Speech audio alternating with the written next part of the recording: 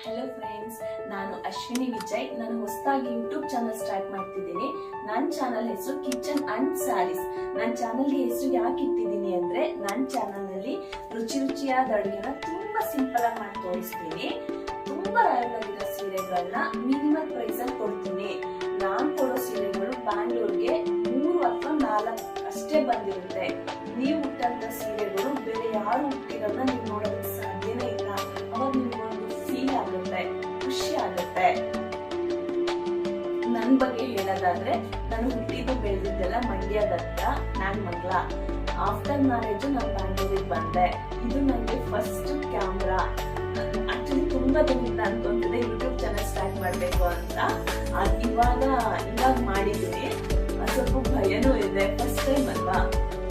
ನಮ್ ಕನ್ನಡದ ಹುಡುಗಿ ಪ್ಲೀಸ್ ಸಪೋರ್ಟ್